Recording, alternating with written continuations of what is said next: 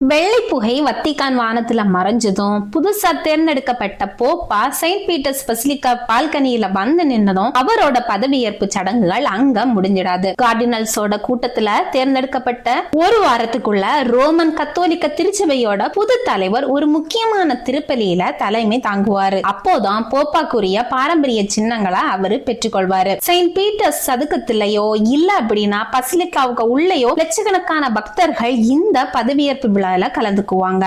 George down பல்கலைக்கழகத்துல வரலாற்று பேராசிரியராக இருக்கிற வெனசா கொர்கோரன் என்ன சொல்றாங்க அப்படின்னா, இந்த முறைப்படியான பதவியேற்பு உலகளாவிய ஒரு விஷயம். உலகத்துல இருக்கிற முக்கியமான தலைவர்கள் எல்லாரும் இதுல கலந்துக்குவாங்க. இது வெறும் சடங்கு இல்ல. போப்பா ஒரு நாட்டோட தலைவராகவும் 1.4 பில்லியன் கத்தோலிக்கர்களோட பிரதிநிதியாகவும் இருக்கக்கூடிய அங்கீகரிக்கக்கூடிய ஒரு நிகழ்ச்சி அப்படின்னு சொல்லிட்டு சொல்றாங்க. இப்போ ஒரு புது போப்போட பதவியேற்புல இருக்கக்கூடிய சில முக்கியமான சடங்குகள் சின்னங்களோட பின்னணியை தான் நாம இந்த வீடியோல விரிவா பார்க்க போறோம். வாங்க வீடியோக்குள்ள போகலாம்.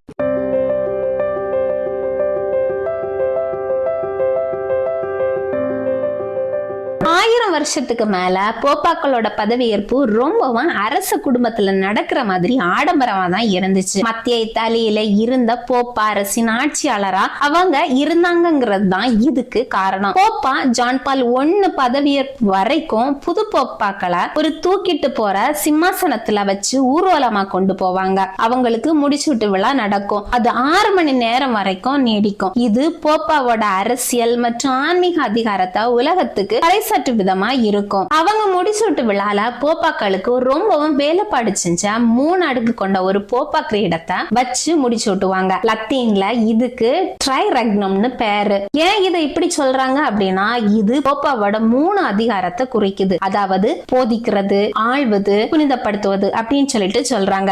வெள்ளி இல்ல அப்படின்னா தங்கத்துல செஞ்ச தேன்கூடு மாதிரி இருக்கக்கூடிய இந்த கிரீடங்கள் சில சமயங்கள்ல 20 பவுண்ட் வரைக்கும் எடை இருக்கும். சில போப்பாக்கள் அவங்களுக்கு முன்னாடி இருந்த போப்பாவோட கிரீடத்தை போட்டுக்கிட்டாலும் நிறைய பேரு புது கிரீடத்தை தான் போட்டுக்கிட்டாங்க.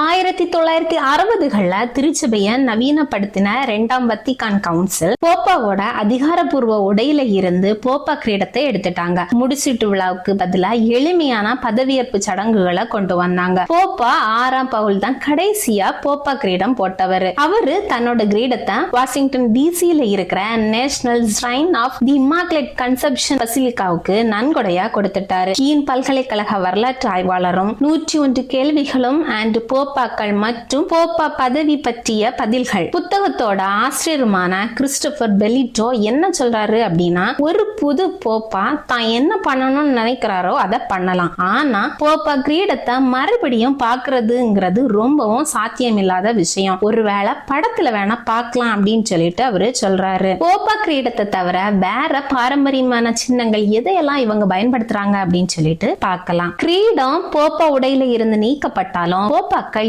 இன்னும் பாரம்பரிய மித்ரேவ போடுறாங்க. இது 2 துணியால இணைக்கப்பட்ட கூம்பு வடிவ தொப்பி. பின்னாடி 2 விளிம்பு தொங்குற மாதிரி இருக்கும். 10வது நூற்றாண்டுல இருந்து இது வழிபாட்டு உடையா இருந்திருக்கு. இது 8ஆம் நூற்றாண்டு இல்ல அப்படின்னா அதுக்கு முன்னாடியே போப்பாக்கள் முக்கியமான ஊர்வலங்கள்ல போட்ட கூம்பு வடிவ தொப்பியான கேமலாகுலம்ல இருந்து வந்தது அப்படின்னு சொல்லிட்டு சொல்றாங்க. அடுத்ததா போப்பா பெருலா. இது ஒரு சிலுவை இல்ல அப்படின்னா இயேசு கிறிஸ்து சிலுவையில் அறையப்பட்டிருக்கிற மாதிரி இருக்கிற ஒரு கைத்தடி. இது பாரம்பரிய மேய்ப்பன் கைத்தடியை குறிக்குது. போப்பா தன்னோட மந்தையில இருக்கக்கூடிய ரொம்பவும் பலவீனமானவங்களையும் கூட கவனிச்சுக்கணும் அப்படின்னு சொல்லிட்டு இது காட்டுது. போப்பா 6ஆம் பவுலுக்கு அப்புறம் வந்த எல்லா போப்பாக்களும் 1963ல அவரு செஞ்ச வெள்ளி பெருலாவையும் அதுக்கு முன்னாடி இருந்த கைத்தடிகளையும் பயன்படுத்திட்டு இருக்காங்க. பதவியேற்பு சடங்குல போப்பா தன்னோட மேய்ப்பு அதிகாரத்தோட இன்னும் 2 சின்னங்களை பெற்றுக்கொள்வாரு. முதலாவது பாலியம். இது ஒரு ஸ்டால் மாதிரி இருக்கும். ஒரு தொங்கல் முன்னாடியும் இன்னொன்னு பின்னாடியும் இருக்கும். இத அவரோட கழுத்துல போடுவாங்க. இது 4ஆம் நூற்றாண்டுல இருந்தே வழக்கத்துல இருக்கு. இந்த வழிபாட்டு உடை கம்பளியால செஞ்சிருப்பாங்க. வருஷத்துக்கு 2 ஆட்டுக்குட்டிகளை போப்பாவுக்கு புனித ஆக்னஸ் திருவிழால கொடுப்பாங்க. அதோட கம்பளியில இருந்து தான் இத செய்வாங்க. கொர்கோரன் என்ன சொல்றாங்கன்னா, பாலியத்தை போடுறது போப்பாவை நல்ல மேய்ப்பனா காட்டுது. அது மட்டும் இல்லாம உலகளாவிய கத்தோலிக்க திருச்சபை மேல அவரோட அதிகாரத்தையும் காட்டுதுன்னு சொல்றாங்க. பாலியத்துல 6 சிவப்பு பட்டு சிலுவைகள் இருக்கும். அது இயேசு கிறிஸ்து சிலுவையில பட்ட காயங்களை குறிக்குது. அந்த சிலுவைகள்ல 3 ரத்தின ஊசிகளை கொண்டிருக்கும். அது இயேசு கிறிஸ்துவ சிலுவையில அரைஞ்ச ஆணிகளை குறிக்குது. நடுக்காலத்துல இருந்து வழக்கத்துல இருக்கிற ஒரு பாரம்பரியத்தின்படி கார்டினல்ஸோட டீன் புது போப்பாவுக்கு மீனவ மோதிரத்தை கொடுப்பாரு, ரிங் ஆஃப் தி ஃபிஷர்மேன். இந்த மோதிரத்துல திருச்சபையோட முதல் போப்பானா புனித பீட்டரோட உருவம் இருக்கும். இது போப்பாக்களோட மனிதர்களை பிடிக்கும் மீனவன்கிற பிற்கால பங்க குறிக்குது. புது போப்பா தான் போடுற மோதிரத்தோட வடிவமைப்பை தேர்ந்தெடுப்பாரு. ஒரு காலத்துல போப்பா ஆவணங்களையும் அப்போஸ்தலிக்க கடிதங்களையும் சீல் வைக்க இந்த மோதிரத்தை தான் பயன்படுத்தினாங்க. அடுத்ததா பதவியேற்பு சடங்குகள் எப்படி இருக்கும்னு பார்க்கலாம். பதவியேற்பு திருப்பலியில இருக்கக்கூடிய சில பகுதிகள் வழக்கமா பல மொழிகள்ல இருக்கும். அது போப்பாவோட விருப்பத்தை பொறுத்தது. பெலிட்டோ என்ன சொல்றாரு அப்படின்னா அது பெரும்பாலும் லத்தீன்ல இருக்கும், ஆனா இத்தாலியன்லயும் இருக்கலாம். திருச்சபையோட உலகளாவிய பணியை குறிக்கிற மாதிரி வேற மொழிகள்லயும் வாசகங்களும் பிரார்த்தனைகளும் இருக்கும்னு சொல்றாரு. நடுக்காலத்துல இருந்து வழக்கத்துல இருக்கிற ஒரு நீண்ட கால பதவியேற்பு பாரம்பரியத்துல கார்டினல்ஸ் புது போப்பாவோட கால்ல விழுந்து அவங்களுக்கு கீழ்ப்படுதலா இருப்போம் அப்படின்னு சொல்லிட்டு உறுதிமொழி எடுப்பாங்க.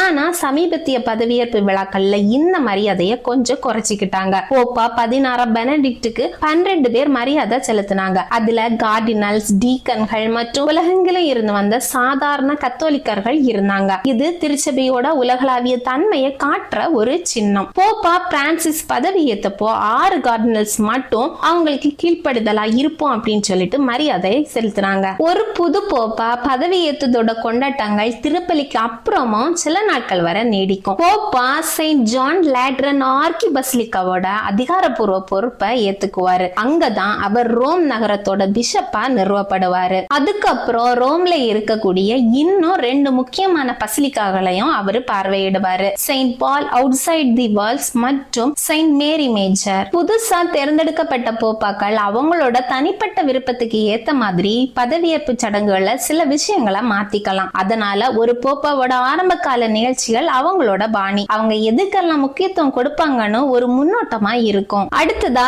சொல்லப்படாத மற்றும் நமக்கு தெரியாத சில கூடுதல் தகவல்களை நாம பார்க்கலாம். போப்பா தேர்ந்தெடுக்கப்பட்ட பிறகு நடக்கக்கூடிய முதல் சந்திப்பு. கார்டினல்ஸோட கூட்டத்துல ஒருத்தர் போப்பாவா தேர்ந்தெடுக்கப்பட்டதும் கார்டினல்ஸோட டீன் அவர்கிட்ட உங்க போப்பா பதவியை ஏத்துக்கிறீங்களா அப்படின்னு சொல்லிட்டு கேட்பாரு. அவரு ஏத்துக்கிறேன் அப்படின்னு சொன்னதும் அவர் யாருன்னு அதிகாரப்பூர்வமா அறிவிக்கப்படுவாரு. அதுக்கப்புறம் அவர் எந்த பெயரை போப்பா பெயரா வச்சிக்க போறாரு அப்படின்னு சொல்லிட்டு கேட்பாங்க. அடுத்ததா அறையோட கதவுகள் மூடப்படுவது ஏன்? போப்பா தேர்ந்தெடுக்கப்பட்டதும் சிஸ்டைன் சாப்பலோட கதவுகள் மூடப்படும். வெளியில வெள்ளை புகை வந்தாதான் போப்பா தேர்ந்தெடுக்கப்பட்டாரு அப்படின்னு சொல்லிட்டு மத்தவங்களுக்கு தெரியும். போப்பா தேர்ந்தெடுக்கப்படுகிற வரைக்கும் யாரும் உள்ள போகவோ வெளியில வரவோ முடியாது. இது எதுக்குன்னா கார்டினல்ஸ் யாரும் வெளியில இருந்து எந்த ஒரு செல்வாக்கிற்கும் உட்படக்கூடாது என்கிறதுக்காகத்தான். அடுத்ததா ஹமிபஸ் பாப்பம் அறிவிப்பு. போப்பா தேர்ந்தெடுக்கப்பட்டதும் செயின்ட் பீட்டர்ஸ் பசிலிக்கா பால்கனியில இருந்து ஒரு கார்டினல் ஹமிபஸ் பாப்பம், அதாவது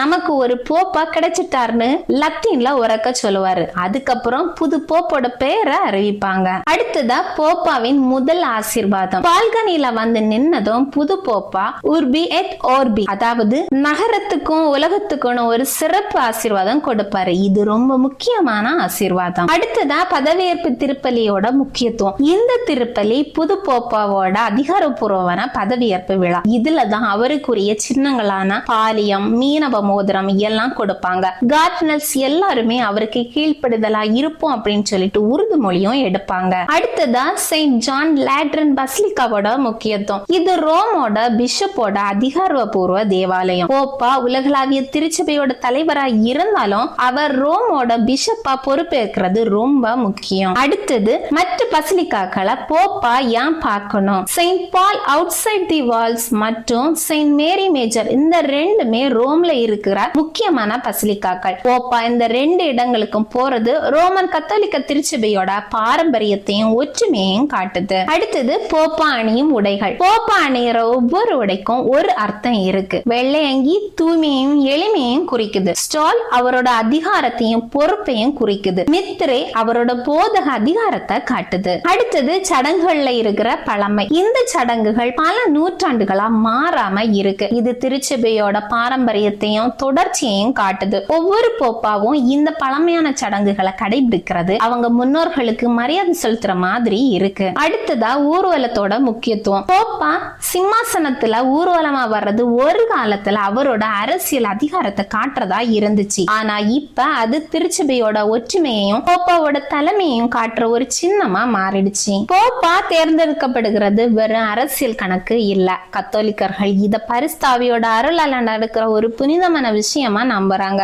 கார்டினல்ஸ் எல்லாரும் நல்லா வேண்டிக்கிட்டு தான் ஓட்டு போடுவாங்க. புது போப்பா பதவி ஏற்கிறது வெறும் ஆடம்பரமான சடங்குன்னு நினைக்காதீங்க. இது ரொம்ப வருஷமா இருக்கிற பழக்கம். ஆன்மீகத்துல இதுக்கு ரொம்ப பெரிய முக்கியத்துவம் இருக்கு. உலகத்துல இருக்கிற எல்லா கத்தோலிக்கர்களும் ஒன்னா இருக்காங்கன்னு காட்டுற ஒரு நிகழ்ச்சி இது. ஒவ்வொரு சடங்குக்கும் போப்பா புதுசா ஏத்துக்கிற பொறுப்புக்கும் அவர் எத்தனை வருஷமா இருக்கிற ஒரு பெரிய பொறுப்புல இருக்காருன்னு ஒரு அர்த்தம் இருக்கு. ஒவ்வொரு போப்பாவும் அவங்க விருப்பப்படி சில விஷயங்களை மாத்தினாலும் திருச்சபையோட முக்கியமான நம்பிக்கையும் பழக்க வழக்கங்களும் மாறாம அப்படியே தான் இருக்கும். இந்த பதவி ஏற்கிறது ஒரு புது தலைவருக்கான ஆரம்பம் மட்டும் இல்ல, விசுவாசிகளோட மனசுல இது ஒரு முக்கியமான ஆன்மீக பயணத்தோட தொடக்கத்தையும் குறிக்குது. இது போல மேலும் பல சுவாரஸ்யமான விஷயங்களை அறிய எங்களுடைய நியூஸ் தமிழ் ஆன்லைன் சேனலை சப்ஸ்கிரைப் பண்ணுங்க. உங்க ஃப்ரெண்ட்ஸ் அண்ட் ஃபேமிலிக்கும் ஷேர் பண்ணுங்க. Bye by.